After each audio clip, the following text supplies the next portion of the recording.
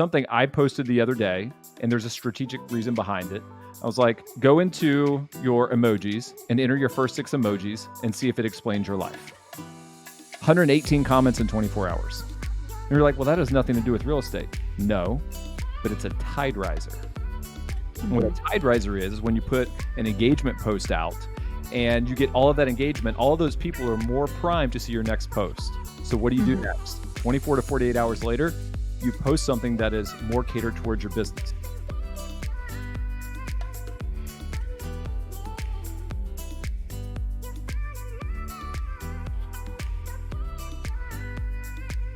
Welcome to the Raquel Show. This show is for entrepreneurs who want to play bigger in business and in life, and you all are in for a treat today. I have a guest who was referred to me by a mutual friend of ours, and she said, you have to have this person on your podcast. So if you are looking to generate leads and actual clients through social media and video marketing, you're going to want to listen to this a couple of times or watch this again on YouTube. He is the founder of Social Agent Pro that provides workshops, courses with actionable strategies to increase their business. Welcome to the show, Will Draper. Raquel, thank you so much. That was an amazing intro, and I'm super stoked to be here to talk to you today. Well, I am just as stoked, and we are going to dive right into it. We'll start off with the question of what are you seeing, since we're talking about all things social media, all things video marketing. What are you seeing as some of the best strategies to get leads right now on social media? So it's really interesting. Social media is a very noisy place right now. More people than ever are creating more content, but there's more people than ever that are on the platform. So it's one of those things. It's the biggest opportunity to do free marketing that has ever been. And there's so many different channels that you can pick from. You can be on Instagram, you can do YouTube, you can do Facebook, you can do TikTok, you can do LinkedIn. There's so many different platforms. And because there's so many users on the platform, that doesn't mean there's a whole bunch of creators that are actually doing well. Like the creators that are actually creating content that is resonating with the right audience, there's a very small percentage and portion of them. So I think there's a huge opportunity out there. There's actually a statistic that people in the US spend about 2.5 hours per day on their device. And they actually consume, so content, TV, video, think about all the media we consume. 50% of that media that's consumed is user generated, meaning people like you, people like me. So instead of watching the TV and watching the news and watching movies and watching Netflix, people are spending 50% of their watching time on social media, watching people like you and me. So social media is one of the biggest, most massive opportunities to actually attract an audience and the right audience to actually build a personal brand and attract clients. I'm definitely one of those statistics because I don't even know how to turn on the TV, but I will go on social media when I'm in a Starbucks line, and I will like in between my kids' basketball games. So you're right on, and I believe it continues to grow. So what would you say are some of the platforms that you're seeing? Because there's so many different ones. And I think we also can get confused on, do we do all of them at one time? We create content, or should we focus on one platform, or does one platform perform better for our audience? That's a great question. And it's a common one I get with people I do group coaching with and a lot of my one-on-one clients and people who just DM me on Instagram. And the people who I see do the best usually have one predominant platform that they really focus and concentrate on, because your audience is different on every single platform. What the algorithm and what the people like, what the consumer likes on each platform is entirely different. So I've heard a lot of coaches and gurus say, hey, make content and then post it everywhere. I think that's terrible advice, right? And the reason why it's terrible advice is you might just be posting it everywhere, but it's not working on that platform. So people that might run across it on that platform are like, this content sucks, when it could be really good for another platform. So being very platform specific. I think every platform can work for your business depending on what your end goal is. And one of the things I think people do that is a huge mistake is they chase views. They're chasing virality, right? It's not virality that you're after. It's viral for you, right? So if you have an audience of 1,000 people on a particular social media platform, and a large majority of that audience sees it, that's great, because that's your audience. Like, it's a higher connection rate. When if you get a million views because you post something that is not targeted and directed towards your ideal client, it doesn't matter. It's not actually Mm. creating revenue for your business. It's not adding leads. It's not building clients. So I think people need to focus on pick one platform. And it's usually, I ask two questions. One, where's your audience? Where are your ideal clients? It doesn't matter what industry you're in. I don't care if you're in real estate or investments or fitness or makeup or whatever it is. It's all about where is your audience? Where is that consumer? And then the other question is, do you know that consumer? Do you know their patterns of behavior? Do you know where they're spending their time? And then I guess third, you got to ask, what platform do you enjoy spending time on? Do you love spending time on TikTok and doom scrolling for hours? Or do you like to search things on YouTube? I find that people usually do best when they find a platform they like and they lean into it. I am big on personal stories and examples. So when I first got started on social media, I probably didn't have a Facebook account until like 2015. I was always like anti social media. And then I lost my best friend from high school and hadn't talked to him in a little bit, but my dad called me and I remember losing him. And I remember getting back on social media or starting social media. I was like, I just want to connect with people I knew growing up. Like it really made me think I just want to connect with people. So I signed into Facebook and I started connecting with people. And that's what I used it for. That's what it was all about. Then I started connecting with people in my local community because that's what you do on Facebook, right? It's friends. People can't just follow you. They have to friend you and you have to accept them. I didn't start Instagram until 2019 or 2020. And that's when I started. I was like, okay, I'm going to use this for my real estate business. And when I started that, it's an entirely different platform where anybody can follow you, right? Your stuff can be seen by anybody. It's just entirely different. And so when I was building it for real estate, I realized my audience was on Facebook. Those are the people that I knew. Those were my sphere. Those were the people I was trying to target because Instagram targets a lot of strangers, if you will. So I built Mhm. my entire business on Facebook. And I feel like a lot of real estate agents and investors and other people are chasing TikTok and they're chasing YouTube and they're chasing Instagram. When I built my business over here, because that's where my sphere was. The people I was trying to go after was there because it helped me realize I understood that's where my audience was.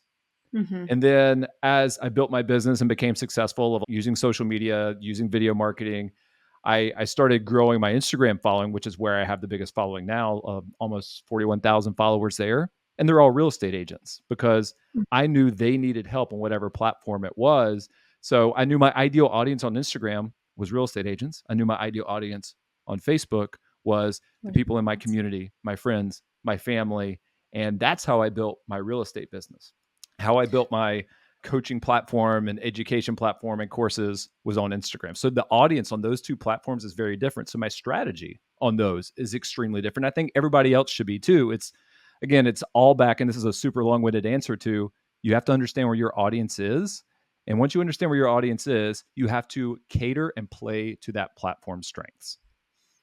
So good. I love how you break it down. And let's just take Facebook for a Okay. sec, because we do have a lot of agents that listen to the show and they do want to get in touch with some of their clients that are happen to be on Facebook.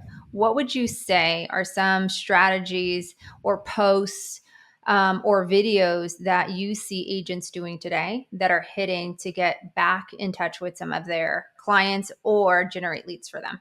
Okay. Again, I'm going to share the strategies that I use to build my business and that I tell other agents. I document my process. Everything I coach and teach and do on Instagram is stuff that I've used in my own business that has worked. Other people use it and it works for them too. So the strategy for Facebook, one, I always get the question, should I post to my business page or my personal page? I'm here to tell you, your business page is dead. Mhm. It is only for running ads. Anything that goes on your business page should be specific. Oh, I plan to run an ad on this. Otherwise, don't even waste your time. Okay. It's all about your personal page. Now, you have to come back to deciding what's my content strategy going to be for Facebook. So, first, we have to understand the platform. So, what's the platform? The platform used to be chronological order where you would catch up after a day and see what all your friends were up to over the past day. Now, it doesn't work that way anymore. You might see somebody that you know in your friends list, or you might get suggested content, or you might see ads, or you might see sponsored things in your feed. It's not as easy as it used to be. Say, okay, what's the behavior on Facebook? People want to engage. It's probably the most social of social platforms, right? Instagram is very consumer based, right? You're consuming content. It's not as much engagement as Facebook. Most things on Facebook, people are sharing moments from their lives, right? Or, and I was doing this earlier this week, they're doing engagement posts. So doing a post that causes somebody to take an action, right? So something I posted the other day, and there's a strategic reason behind it. I was like, go into your emojis and enter your first 6 emojis and see if it explains your life. 118 comments in 24 hours. And you're like, well, that has nothing to do with real estate. No, but it's a tide riser. What a tide riser is when you put an engagement post out and you get all of that engagement, all of those people are more primed to see your next post. So what do you do next? 24 to 48 hours later, you post something that is more catered towards your business and say, okay, what can I post real estate related that will not annoy my audience? Okay. Home tours, neighborhood tours, and behind the scenes, local spots. Those are the only content categories you really need to even think about right now. Everybody wants to know about what's going on in their local community. I used to do a series every Friday, and I called it What's Up Wake Forest. Okay. And I would go and I would just pop on camera. I'd be walking through downtown on my phone with the selfie stick, like, what's up, Wake Forest? Happy Friday. What's going on this weekend is, and I would just say, what's going on that weekend in town? Is there an event? Is there a restaurant you should check out? What's going on with the farmer's market? Just saying, hey, these are the cool things that are going on this weekend. And then that next week, I would pick a spot. So let's say it's a pizza spot. And I did this. My wife's in the car. My 2 kids are in the car. And I was like, hey, guys, I'm going to take a quick video. I'm sitting there in the front seat of the car. No fancy filming. No fancy camera on my phone.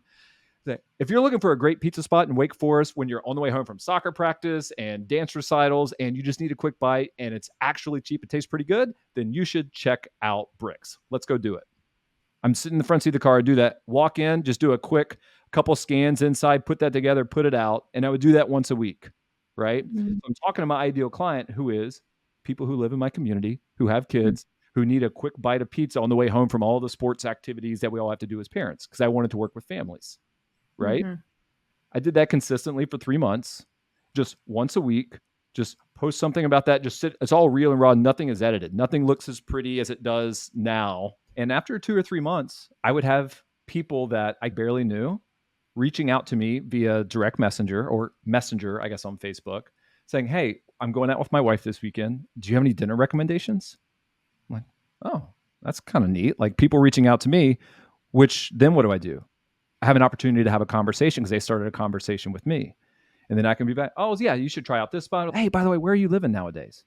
Oh, I love that neighborhood. How long have you guys been there? And you can start doing that. Hey, how long do you think you guys are going to stay there? Like it makes a real natural conversation that I didn't have to initiate. People started reaching out to me. And then the town started taking notice and the mayor's office reached out and we're like, hey, you promote a lot of our local events and businesses and parks and everything. We have a Christmas get together with about 10,000 people. Could you be the MC for that? You seem like you like to talk to people. I'm like, yeah, that'd be great. What's involved? We're going to give you a microphone and a loudspeaker, and you're going to run several events for about 4 hours in the town with 10,000 people. I'm just like, that sounds great. Yeah, awesome. That's amazing. Right. And it's all from creating content around the local community, right? And then intermixed in that, I would do neighborhood tours and house tours, right? So I would do quick hyperlapse home tours where I would pick new construction neighborhoods, usually like pretty houses, and price points I wanted to work in. Because when I first got started in real estate, most of my price points was between 150 and 300. And then I started filming houses in neighborhoods that were 500 plus. Guess what? Within a year, all the houses I sold were 500 plus. Because all of my friends in my sphere are seeing, oh, every other week he posts a house, and then every other week he posts a neighborhood. So I would do neighborhood tours where I'm just walking selfie style. And sometimes I would ride my skateboard through the neighborhood and I would just talk about the neighborhood. I'd say, this is the neighborhood name. This is where it's located. This are how many houses. These are the price points. These are the amenities. Reach out to me if you have any questions. And I would post those every other week and then intersperse a house. So it was a neighborhood tour, a house tour, a neighborhood, a house tour. And that would go once a week for a month. So if I had that, and then I had 4 local businesses I was highlighting, or sometimes it was parks. If I was out at a park with my kids, because I try to be super involved as a dad, take my kids to and from school. I coach my son's soccer team, take my daughter to dance, all that stuff. Try to be super involved as a parent. I just create content where we're going to the playground today. Hey, If you've got kids and you live in Wake Forest, you might want to check out Pullen Park, and here's why. And then we just show off the park, and my kids would be like playing in the park, and then just documenting that journey. It's not real estatey and salesy, right? Yeah. One of those posts per week was real estatey, but it was not like, hey, buy with me, sell with me, just listed, just sold. It was, hey, check out this neighborhood. It's pretty cool. By the way, I'm gonna ride a skateboard through it. That'll be fun. And people like Yeah. looking at pretty houses. The analogy I like to give is, I love sushi. I go on Instagram and I watch sushi like videos, like how they make sushi. I don't care about the chef behind the camera. I just Mhm. want to see the sushi and like the final product. As real estate professionals, what's the final product? It's the house. Mhm. It's not necessarily you. There's nothing wrong with getting them and do talking head knowledge broker content, but they want to see the end product. And so being Mm. able to deliver that in an engaging way shows people, hey, you're active in the business. And it also shows them the thing that they desire, right? Like I desired the sushi. These people desire the houses. They desire that amazing new neighborhood, right? They desire to know where's the cool places to go eat, like where are the events going on. So you're giving them, hey, these are what I want. So that's a great strategy for Facebook because most of that is just focused on you loving your community, Yeah. right? It's not focused on you, it's focused on the community. Yeah, I love all the things that you shared. And I also know that it's one thing, and you alluded to it earlier when you were talking, when you get into conversations, is it's one thing to actually get an interest or a hand raise, Mhm. but and this is all rented platform, is what I say to the agents that are in our community or that we coach is what is a follow-up system? What would you recommend as a follow-up system for when you are in these conversations? Because you can get a lot of messages and then lose track because it's really not Messenger, Facebook Messenger is not a database. It's not a database. So exactly what we would do is when you start to have those conversations and then they turn towards something that even remotely is real estate related, which every DM I would get, I always eventually work it there. It might not be that day, right? But it might be within a couple days, right? Once I know, I'm always trying to get at what their timeline is, right? Mm, Once I have a realistic expectation of what their timeline is, I go to follow up boss. And if their name's not in there, I add their name. I copy and paste like screenshots of the conversation that we had, and I put a follow up in there. It's like, okay, they're probably 6 to 9 months away. Put in a follow up in 2 months to offer and see if they want a CMA for their house. So I mm, would use a follow up boss, any CRM. So follow up boss, if people don't know out there, it's a CRM, customer relationship management system. You can tag when to follow up with people, and then I get a notification on my desktop. It says, "Hey, you've got to follow up with Raquel today. What was your last conversation?" Oh, it said I was going to follow up, give them an updated home value, and then directly in Messenger, I'll just pull out my phone and I hop on video. I don't type when it comes to that point. Hey, Raquel, it's Will. We talked a couple months ago, and you were thinking about maybe putting your home on the market 6 to 9 months from now. It's been a couple months, and just wanted to see if you wanted a equity update on your house. Everything in the market right now seems to still be trending up, and you're probably up a few percentage points from last time we talked. So I'd be happy to send it over to you. Just let me know.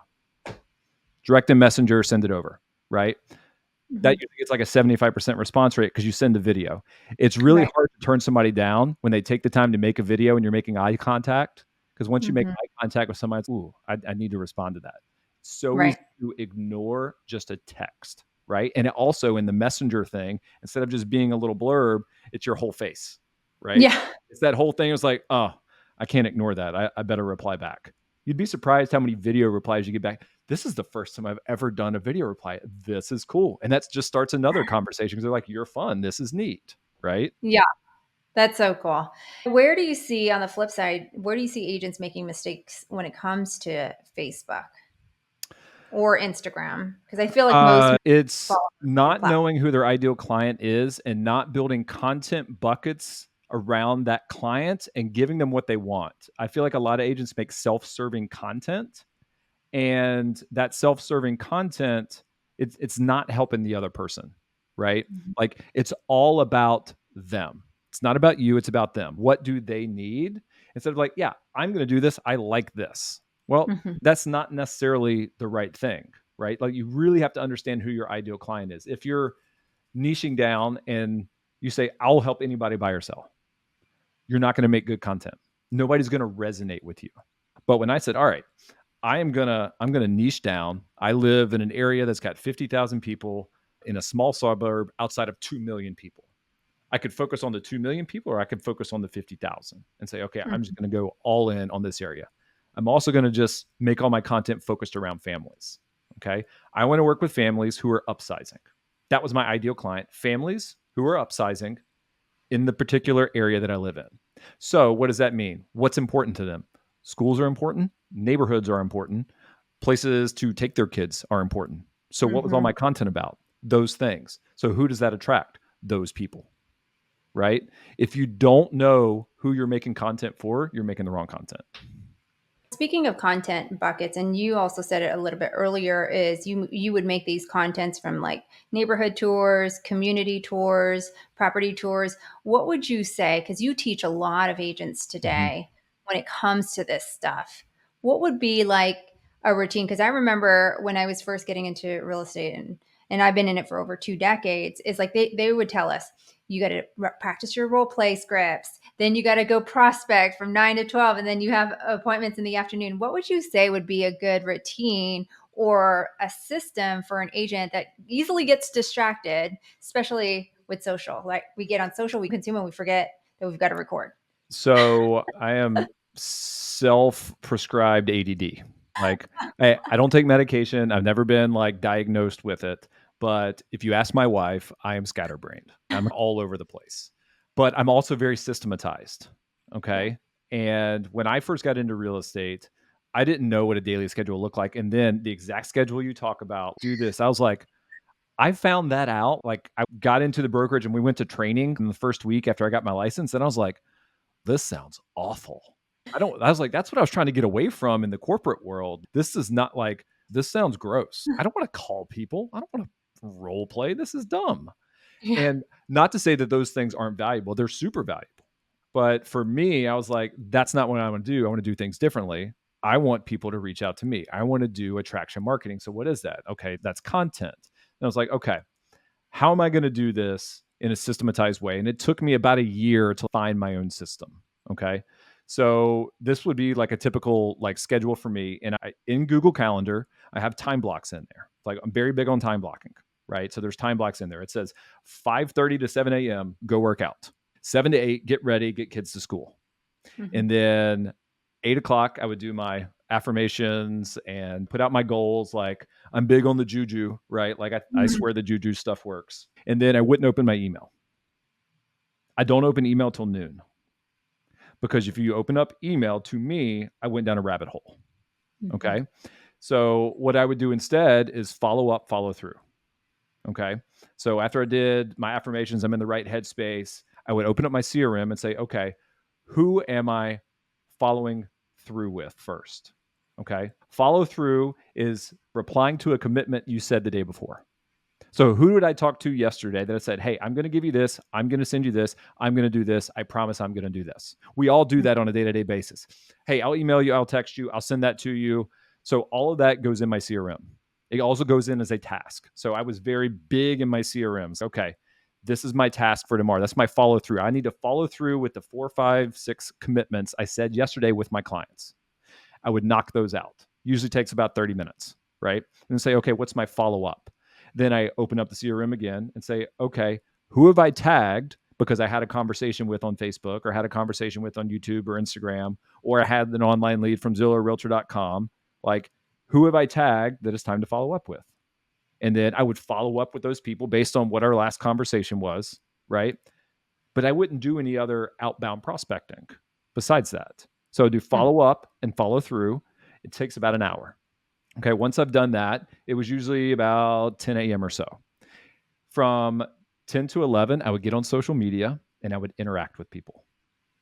So I would get on Facebook at 10 a.m. I would go to my friends list and I would start at the A's and I would work my way down.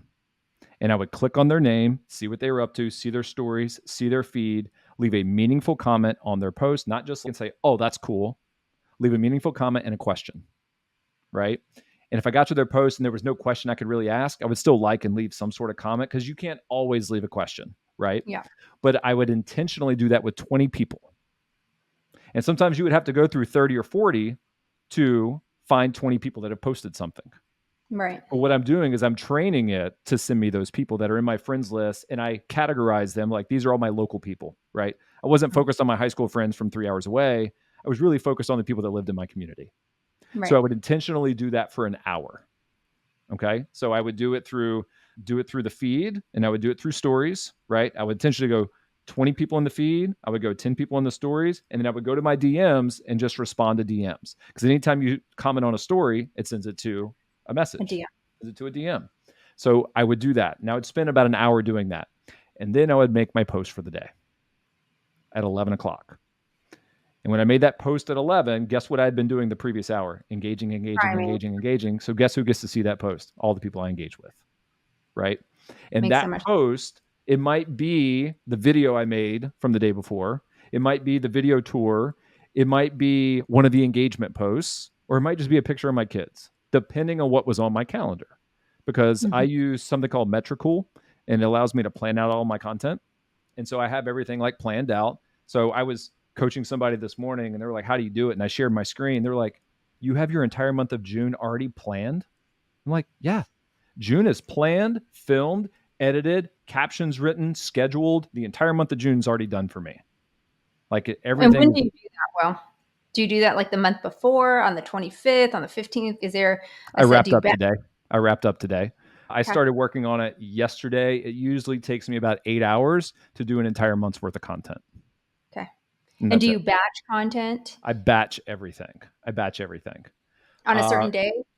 I do. I want to talk about batching. Let me finish up that other thought so people don't Okay. get left as a cliffhanger. So I would Yeah. post at 11, and then after I post, I would just let it ride, and then I would work on whatever the next day's content was. And then it would be noon. I would open my email, and then I'd have lunch, and I'd always lunch and learn myself. I would learn something every day. I would take a course, sit in on something, and then that afternoon is for appointments or figuring out how to make new content. That was my day. If I got to noon every day, I called it a successful day. If I could just Mhm. stick to that easy schedule, follow up, follow through, comment on social media, make my post, and then start working on the next day's content. That's what I did. Mhm. Mhm. Now, content wise, I do batch everything. And I have for myself personally, so I have 5 content buckets. Okay. So I always give video ideas, I do video hooks and scripts. I do tips and tricks for Instagram and Facebook. Hey, what are the tools that you can use to drive more leads into your business? I always do a ChatGPT prompt or some kind of cheat code. And I always do social media strategy. So those are my 5 content buckets. And I have 5 different content types. So each one of those has a different format of content. So, for example, I'll tell you what my June's going to be. My June, every Monday, you're going to get a whiteboard post where I'm ripping stuff off and revealing the next item down. So that I'm going to be holding a whiteboard. I'm saying, hey, here's 5 things you need to do. Number one, blah, blah, blah, blah. Number two. And so what I did is I always flush out all of my content in brainstorming sessions. And if I know my content buckets, I'm like, all right, I'm going to batch 4 weeks of content at a time. Because if I have 5 content buckets and I batch 4 weeks of content at a time, that's 20 pieces of content. But the problem is, most people like, all right, I need to do this week. So I'm going to do this post on this day. I'm going to do this neighborhood tour. Then I'm going to do a house tour. Then I'm going to do this local spot. When you're having to switch gear and make different types of content in different formats, it slows you down. Mhm. So what I did, and this is an example, I shot my entire months of content for June yesterday in my office. So I'm like, all right, content bucket number one. This is going to be the video hooks. Okay, how do I want to do it this month? I'm going to do whiteboard style.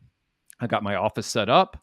I wrote everything down. I filmed it all. So within an hour, I brainstormed, scripted, and videoed all 4 of that content bucket in an hour. And I'm like, okay, content bucket number 2 is related to the first one. I'm like, what format do I want to do? I was like, I want to get creative this month. I'm going to do B-roll style videos with some text on screen that are going to be 5 seconds and looping, but I want them to be done in a creative and unique way. Mhm. Okay. So I had already written down some ideas. I executed those all in the next hour. Number 3, I'm like, all right, this is for me making carousels and doing tips and tricks. Okay. In my coaching program, I have 3 live calls every single month where I'm giving tips and tricks and advice, and I go super detailed. I just repurpose that content. I just change it from my presentation and I put it down into a Instagram swipe file, and I'm just copying and pasting and just putting it in a different format. but I'm not giving as much away as I would with my group coaching clients. So they're getting all of the details. You get just enough in the social concept. Be like, ooh, I need one more piece of information to really make this work. And that's Yeah. what I have people reach out to me. And then the next one is social media strategy. I have a list of about 150 videos to shoot that I just keep adding to. I keep a notes app on my phone. Every time I get an idea or somebody has a problem or somebody has a question, so I get a DM, I just write that down. I'm just going to answer that in a video, Yeah. right? And then Friday, ChatGPT prompts and cheat codes. I've got about 50 that I have saved. And so I just go pick 4 and just format it and put it in there. Guess what? I put out an email newsletter that goes out to about 2,000 agents every single week. And guess what I include in there? All that stuff. It's repurposing the content. But I batch it all because it's more efficient to make 4 carousel files at one time with one concept than it is to let me do a whiteboard video. Then I'm going to do a B-roll thing. How I'm going to set up my lights and camera for that. Then I got to do a Canva swipe file. Then, okay, I have to do talking head. Let me get everything set up for that. Let me make sure I'm dressed good. My hair looks good. And then, okay, now I got to do ChatGPT. So do I screen record myself doing that? Like when you batch it with the content type, the content bucket all at one time, it's so much more efficient, which is how I can make 20 pieces of social media content fully done in one day. Love Filmed, it. edited. I don't have anybody that works for me anymore. Film it all, edit it all, caption it all, write all the scripts. I do absolutely everything, thumbnails, all of it in about 8 hours because I Wow. batch it, right? Yeah. I'm ADD, but then that's my happy day every month. It's like, all right, I'm just focused on content today. I'm not dealing with people's problems. I'm just focusing on content. And it's that time blocking. And I know, and I think agents, if they got this point across in their head, it would change everything for them. If they realize that the content they make is driving the leads, which drives the revenue in their business, that becomes their non-negotiable. That is money-making activity, right? Like we say, money-making activity is making your calls. For me, it was always creating the content to create the leads because I have Yeah. my follow-up, follow-through every morning, right? I have that. Those are my calls. I'm just replying to people. I'm not outbound prospecting. That's done in social media land, right? Yeah. And it's so much more efficient that way. So batching, 1000%. I think the one thing that I've learned, even just in this short time in conversation, is how systematic you are, right? Because Very. everything rises, and like we teach people how to scale, teams how to scale, and everything rises on systems, right? Everything. Everything rises and falls on systems, and I just love how you just broke that down. And you brought up Chat GPT, you brought up Metricall. What are some of the apps or the tools that you would recommend to agents that are must-haves or that they should really look into today? So when it comes to social media marketing, you got to have a scheduler. Trying to do everything off the cuff is, I think, asinine. It really is. Metricool, Loomly, Sprout Social, Name Your Poison, Social Pilot. It allows you to get so much time back. It allows you to plan out your content and pre-schedule it so you can focus on serving your clients, right? And that's why I love it so much because I spend really a day and a half a month with my content. The rest of the time, I can spend building out new courses, getting prepared to do group coaching sessions, answering questions in the community of people that I coach, and then ideating, like doing research, like what's working. Like I probably have 50 DM conversations a day to where I'm like, hey, what's working? What's working for you? Hey, you're in my program. You've been trying this. Is this working? Is it not working? Because I always want to make sure I'm staying on top of it. So I probably do 2 to 3 hours worth of research every single day just to make sure I'm staying on top of things for everybody. So tool wise, I love any type of social media scheduler. Second, I do love ChatGPT a lot. I like the new Omni version so much because I reset up everything. I deleted everything I've been doing the past 2 years because the new Omni version does so much better at carrying conversations and the memory's been updated because the way it used to work, and I'm going to get geeky here for a second. The way that it used to work, it used to remember based on tokens, right? Think about tokens like goldfish in a bowl. Okay. As you say something to ChatGPT, it would drop a goldfish in a bowl. But eventually, what do goldfish do? They have short memories, right?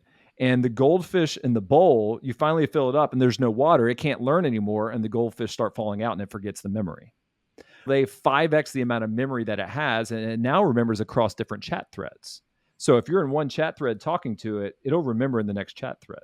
Yep. And then it starts to see, okay, I know exactly what they want, all the feedback you get, and it's gotten so much better. And then what I did to take mine to the next level, which I highly recommend everybody else do, is do a tone analysis. Okay.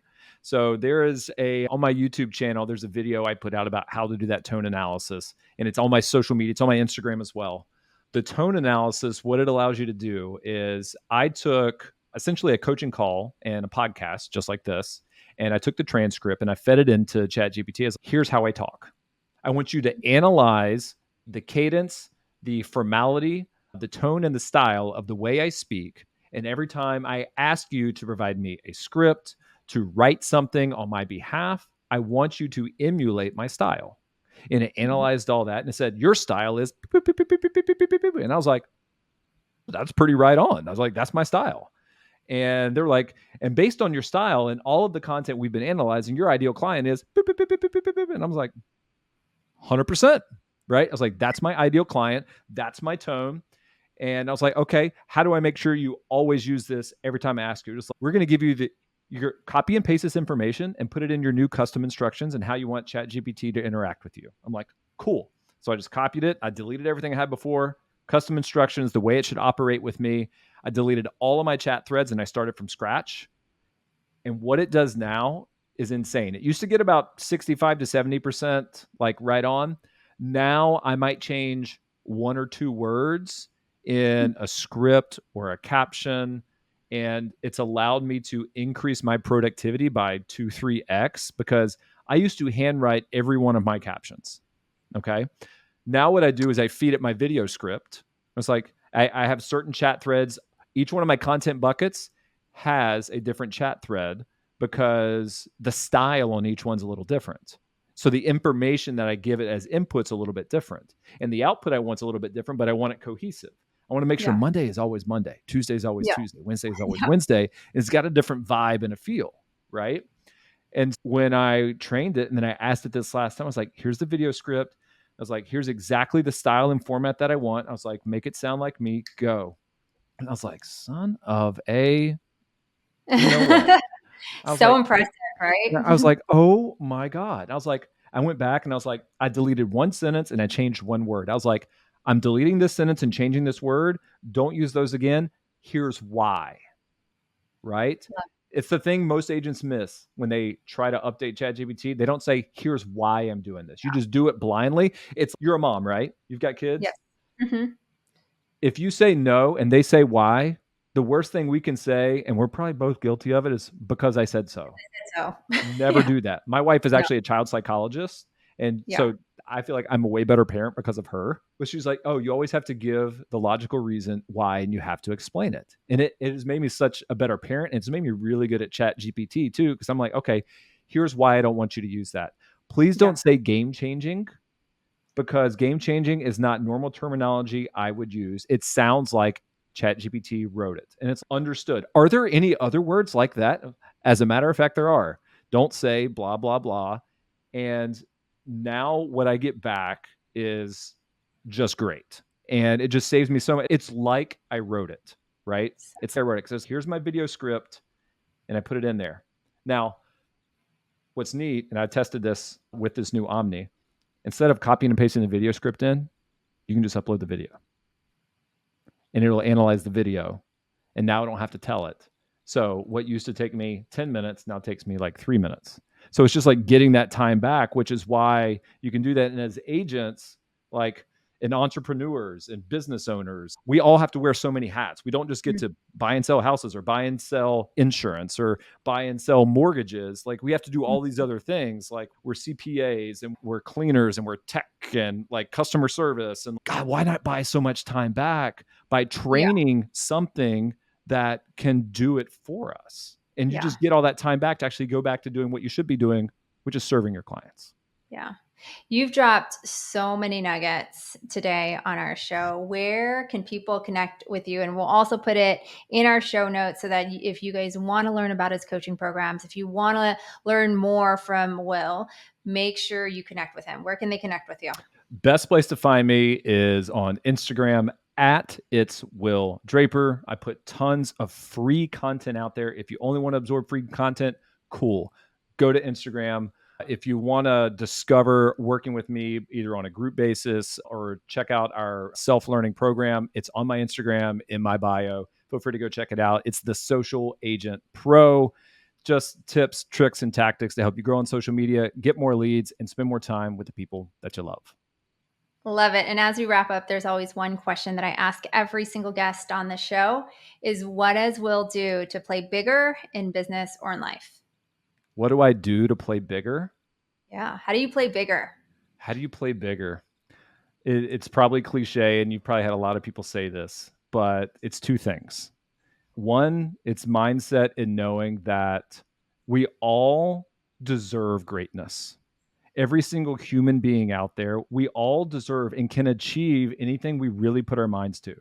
It's not just like if you've ever seen the book or read the book The Secret or seen the documentary, right?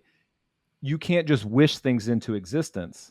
But if you really focus on those things, you can make those happen. You have to do the work that comes along with it, but then you start to see those opportunities.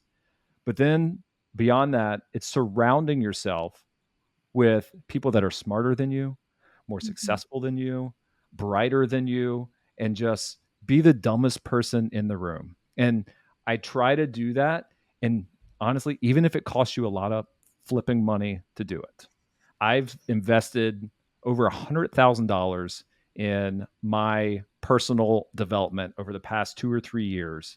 To some I got to be in rooms for free, and some I had to pay a lot of money to be in rooms with more successful people. And sometimes you have to buy your way in, and that's how it works when you get to certain levels. Is you have to buy your way into those rooms. It can even start with like buying somebody lunch. Probably not going to do anything if they're super successful, right? But what can you really do for them? I've signed up for coaching programs just not that I needed them, just that I just wanted to be in the room with them. I was like, I feel like I know most of this. I just want to be in the room with you right now. So I will pay you and just sit in the back and just be here so I can have a 5-minute conversation with you, because who you surround yourself with. If you surround yourself with a bunch of agents that are always complaining and not successful, guess what? You're probably going to be not successful. I think they said you're the average of the 5 people like you spend the most time with, right? As far as success, whether that's in love or relationships or finances. So it's surrounding yourself with as many of those upper echelon people as you can. And in the environment of the world we live in now with social media and Zoom and masterminds and all this stuff, you have the ability to do that. It's not just the people that live in your local community. Like, I don't interact with a lot of people in my local community now. Most of my interactions are like this, online, Zoom, across the country. But you have to make the effort to surround yourself with those people, and don't be afraid to reach out to somebody on Instagram that you might think is out of touch and try to have a conversation. And just like in real estate, one outreach doesn't cut it. You've got to go 8, 10, 12, 15 times. But when you get a response and you have that conversation, that could change everything. So surround yourself with people that are bitter and better than you. I want to thank you so much for your time. I love all the things that you do for our industry to help agents with their social media, their video marketing. You are very systematic, which goes back to what I said in the beginning. You create actionable steps that make it really easy for agents to take action and, of course, play bigger. And I want to keep supporting you in all the things that you do and keep supporting you in playing bigger, my friend.